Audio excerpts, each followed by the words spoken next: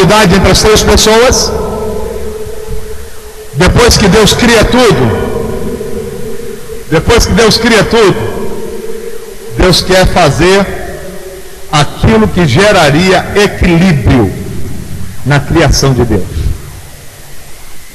Deus, ele trabalha com unidade e ele quer gerar equilíbrio. Como assim? 6 dias. Quantos dias que Deus trabalhou para criar tudo aqui na terra? 6 dias. No 7º Deus faz o quê? Descansou de quê? Todas as suas obras de criação. No primeiro dia, ele cria as coisas referente aos céus. No segundo dia, as coisas da terra. No terceiro dia, as coisas de cima. No 4º dia, as coisas da terra. No 5º dia, as coisas de cima. E no 6º dia, tinha que ter equilíbrio. Não podia ficar nem mais, nem menos. Ele agora se dispõe a fazer o quê? O homem. O homem. O homem é o único ser criado por Deus com 2 naturezas. Ele tem a natureza terrena e tem a natureza divina do céu. Os anjos só têm a natureza celeste. Os animais só têm a natureza terrena. A natureza, as árvores, só tem a natureza da terra. As verduras só é da terra. As aves só é da terra. Os anjos só do céu. Mas o homem não. O homem é criado com 2 naturezas, a de cima e a de baixo. Oh, glória! Deus cria o homem da terra, do pó. E para não gerar desequilíbrio, ele traz agora a natureza divina. Quando ele forma o boneco da terra, o homem, carne, ele depois sopra no homem o fôlego de vida e ele é feito alma vivente. Quem está entendendo, bem lembrado de glória ao nome de Jesus de Nazaré. É por isso que ele é considerado coroa da criação de Deus. E quando Deus se dispõe a fazer o homem, unidade, ele não diz, vou fazer o homem. Gênesis 1:26, unidade. Façamos, pois, o homem conforme a nossa imagem, conforme a nossa semelhança. Façamos. Lá em Gênesis capítulo 11, quando Deus se dispõe a confundir a língua dos homens, ele não disse, vou descer e vou confundir. Não. Eia, desçamos e vejamos o que os homens estão fazendo. Unidade. O pai não trabalha sozinho, o filho não trabalha sozinho, o Espírito não trabalha sozinho. Todos os passos do Pai, todos os passos do Filho, todos os passos do Espírito, para poder dar certo, para poder fluir, para ser confirmado, para poder obter êxito, precisa estar em consonância, em concordância com as 3 pessoas da Trindade: Pai, Filho e Espírito Santo. Os que estão pegando bem lembrados de glória a Jesus. Jesus sempre foi acostumado com unidade. E agora o que ele está fazendo? Ele está perto do Calvário. Ele está perto de realizar o sacrifício. Ele está perto de entregar a sua vida. Porque Jesus, ele não morre por efeito da própria morte. Jesus, ele venceu a morte. E você sabe por que ele venceu a morte? Porque ele foi o único homem na terra que a morte não teve o poder de ceifar a vida dele. Você sabia disso? Adão, a morte ceifou.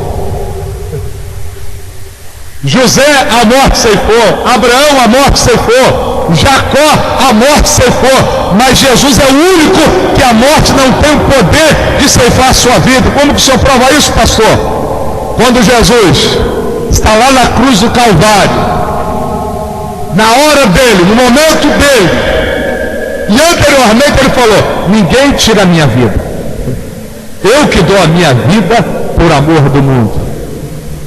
Ninguém tem o poder de tirar a minha vida. Ele falou isso com os discípulos. E agora, ele está lá no Calvário, imagine a cena. A morte está lá, à distância. Ela olha para o ladrão da direita: há alguns minutos eu vou tirar a vida desse ladrão. Ela olha para o ladrão da esquerda: eu vou tirar a vida desse ladrão. Mas quando ela olha para aquele que estava no meio, esse eu não tenho o poder de tirar a vida. Esse eu não posso chegar perto. E é tanto que, quando chega a hora de Jesus morrer, a morte não chega perto dele. Ele diz para o Pai: Pai, a ti eu entrego o meu espírito. Quem pode levantar as suas mãos e dar um brado de glória ao nome de Jesus? A morte não pode com ele, porque ele venceu a morte, ele venceu o inferno pelo poder e pela glória do Deus Pai Todo-Poderoso. E ele está perto de entregar o seu espírito, está perto da hora da sua morte. Olha só que coisa tremenda.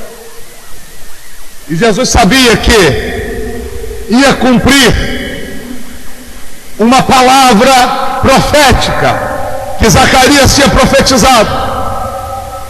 Quando chegasse a sua hora, a hora do sacrifício, a hora da expiação dos pecados,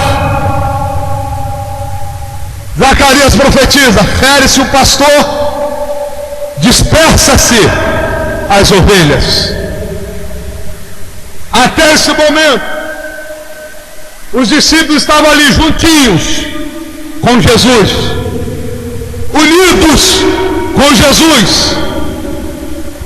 E o receio de Cristo era que ele se dispersasse e se perdesse, e não houvesse mais unidade e comunhão entre eles.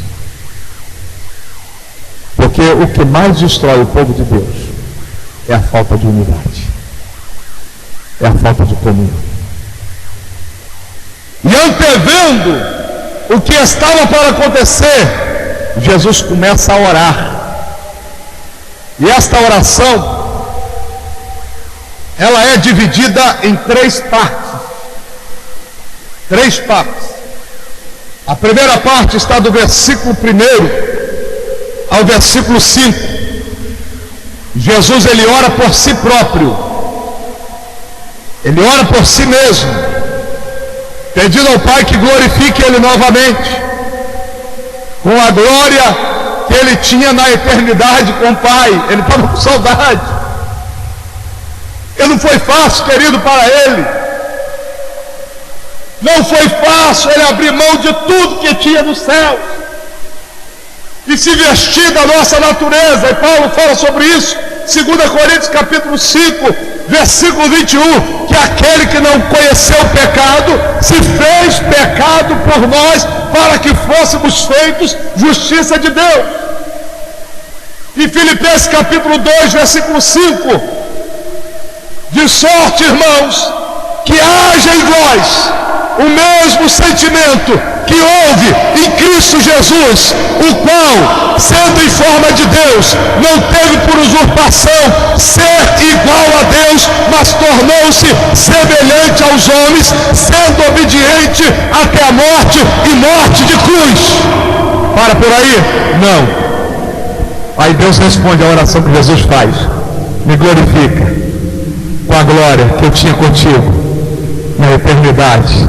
Depois que ele tem a morte de cruz, ressuscita ao terceiro dia, Paulo diz, versículo 9, pelo que também Deus o exaltou, o glorificou soberanamente e lhe deu um nome que é acima de todo nome, para que ao nome de Jesus se dobre todo o joelho que está nos céus e debaixo dos céus, e toda língua confesse que Jesus Cristo é o Senhor, para a glória de Deus Pai. Se Ele é o Senhor da tua vida, se Ele é o Deus da sua vida, levante a tua mão e expressa a sua alegria, glorificando, exaltando a Deus. Deus pela grandeza do seu Filho Jesus. Primeiramente, ele ora para que o Pai glorificasse a ele.